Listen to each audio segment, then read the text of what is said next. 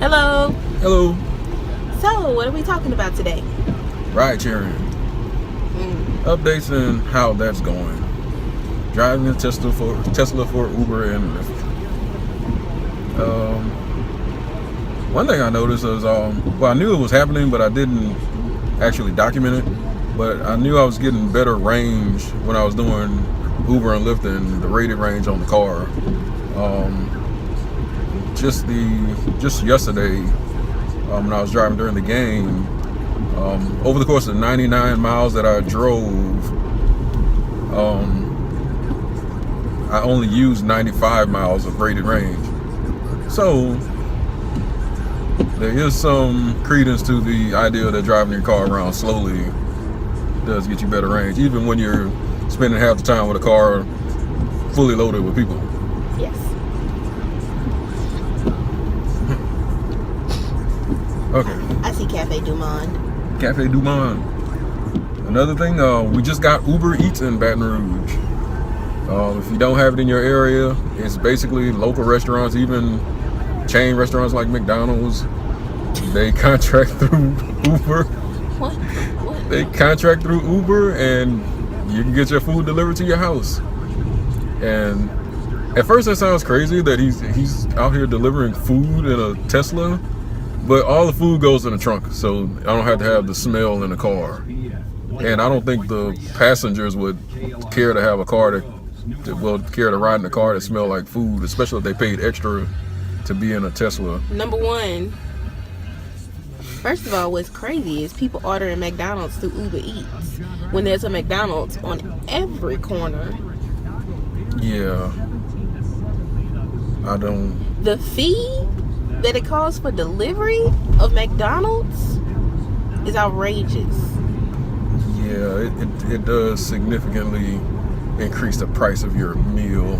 But if you wanted to, it keeps me busy when I'm bored. Yeah, so great for you, but I'm just thinking, who wants to pay $15 for McDonald's?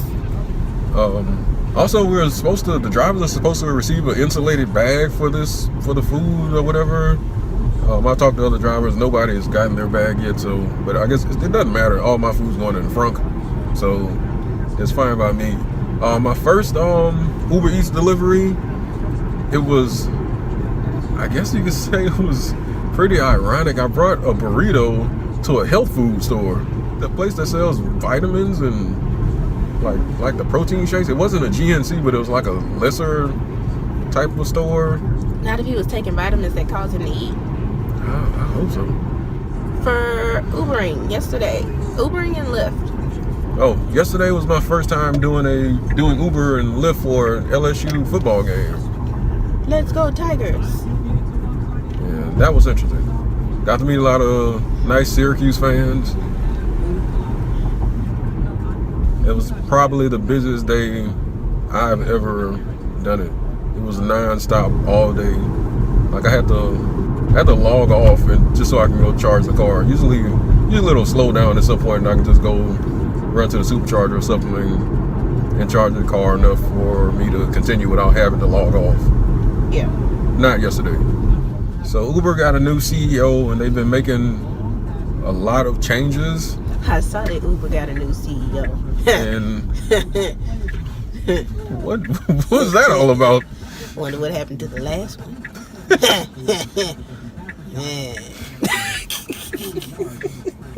Yeah, they've been doing these 180 days of change, and every month they kind of come up with a new category of things that they want to change and the changes that they're going to make. And I guess I'll just give you my thoughts on it since they're halfway through with the changes that they want to make. And I guess it seems like they're listening to suggestions. I like the app a lot more since they've been making changes. I mean, there's not a lot not to like especially if you're a driver. Okay, for August, the most recent month, the change they made, it was flexibility, and the main thing there was they gave the drivers more destination trips. And a destination trip is if I'm leaving work and I just want to do one Uber ride or a couple Uber rides on my way home, so I'm not really spending a lot in extra gas, then and I can do a set a destination, and it will let me pick up people who are on the way to where I'm going. And now they're letting the drivers do more of those. I think you could only do 2 before they made the changes, so that's nice. I haven't had a lot of success with the destination trips. Get in. I'm almost home, baby. I think the way to really get it to work is you have to kind of set your trip, and it's better to wait, and then they can kind of match you up with people. But I don't like doing that. I'll set the trip and I'll just take off, and then I'll be there too fast, and it doesn't work. For July, the category was support enhancements. They made was 24/7 tech support, which I was surprised they didn't already have, since they have so many drivers that drive in the middle of the night. The radio is on while we're talking.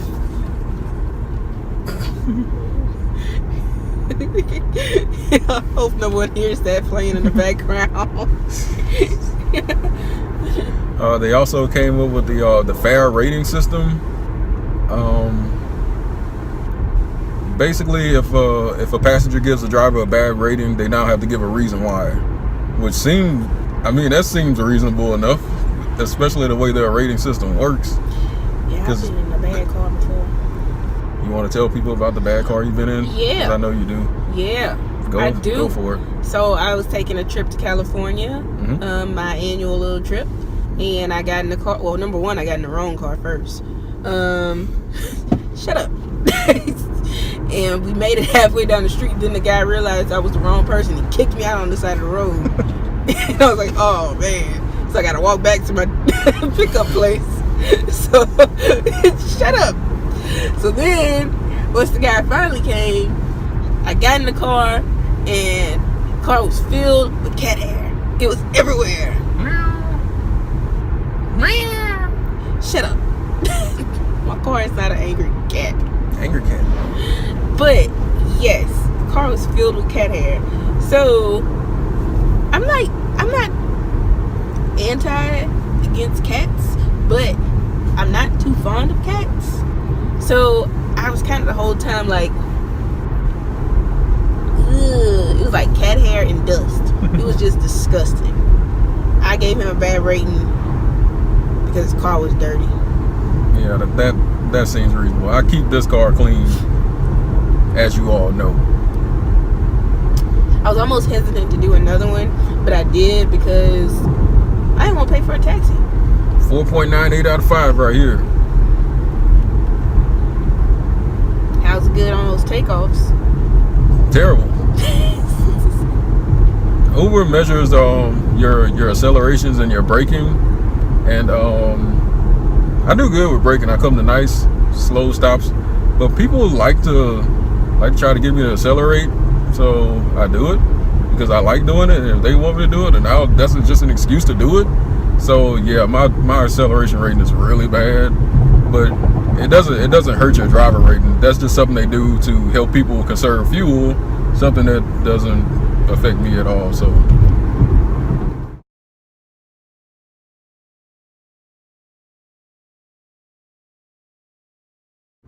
that's just me having fun.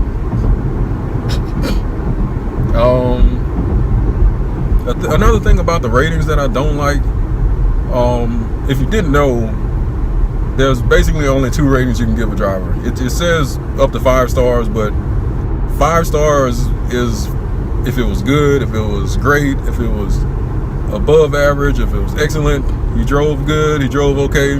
That's really 5 stars. If you give anything less than 5 stars, they treat it as if the driver should be fired. That's kind of the way it works. It really should be just a thumbs up, thumbs down type of thing. And it's kind of like the opposite of what Netflix has done. Because I like the star rating better on Netflix. They've added a $15 return fee for people who forget stuff in the Uber car. So I agree with that. If you have to bring something back to someone because they forgot it, first of all, why are you losing stuff in an Uber car? Yeah, I've had that happen before. like somebody left their cell phone and they had it like a black, it was like a black case, and they had it face down on the seat. And I didn't realize it until I heard something vibrating. I thought it was the car, and I was like, what's wrong with this car? I just got this car. It shouldn't be making no vibrating noises. So yeah, and this is when I first started Ubering. I was like, I need to call somebody because this car is vibrating in the back, and I don't appreciate this because I spent a lot of money on this car and it should be vibrating. But it was somebody's phone, and I got lucky, and like her sister or something called, and I picked it up and I just brought it back. So that worked out. So I missed out on $15. Wow, way to profit off of people. Hey, I mean. So does the driver get all of the 15, or does Uber get some of it? You can put it below. Yeah, I'll put it below. Yeah. Okay, so in June, the first month they started it, the thing that they changed was earnings. In this area, I don't know if they did it in every area. They increased the rate that the drivers make, and they added tipping to the app. And I don't know why they didn't already have tipping on it. It was something that customers have been asking about. Well, passengers. It was something that passengers have been asking about for a while. I think they prefer to be called passengers, not customers. Doesn't matter. Mm-hmm. Everybody want to be PC principal. Yeah. Yeah, because if you're a person like me, you don't carry cash ever. Every time I like think of carrying cash, I think it's been like it comes straight from a strip club. I don't know. That's just how I feel about cash. I don't like cash. And I think you don't want to pull cash out in Baton Rouge anyway. Getting out the car. Give me your.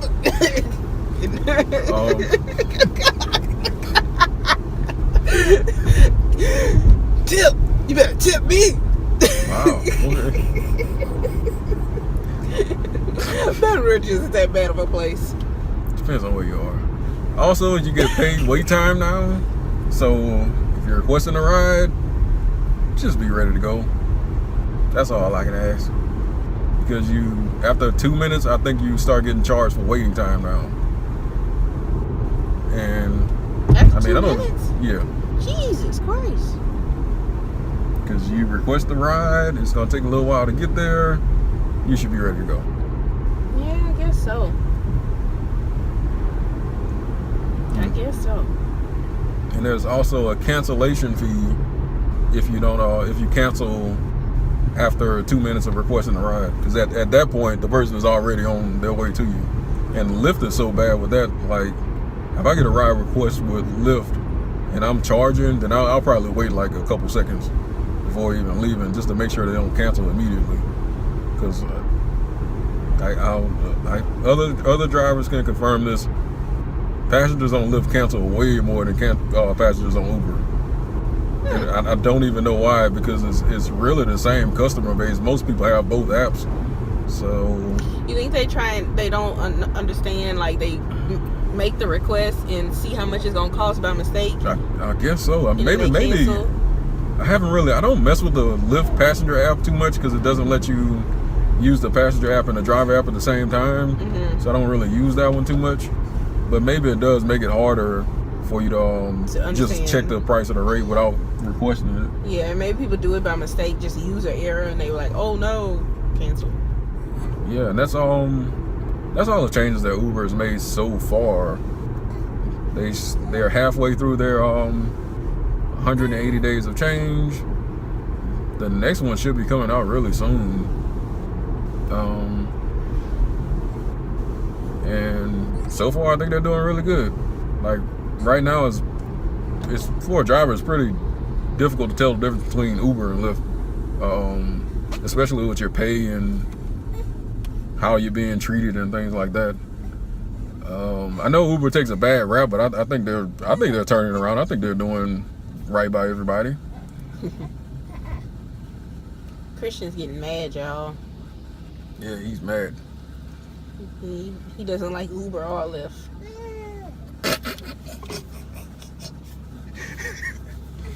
He doesn't like them all. You a taxi cab kind of guy. No, you're not. No, he's not. He's a limo kind of guy. There you go. There you go. Think big. Don't settle for taxis.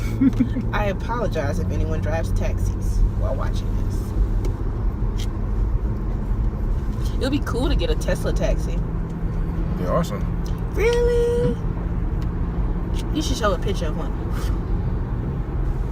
Probably show a picture of lots of them. Yeah, that's how this video ends, with pictures of Tesla taxis. Enjoy. Okay. Don't edit me out.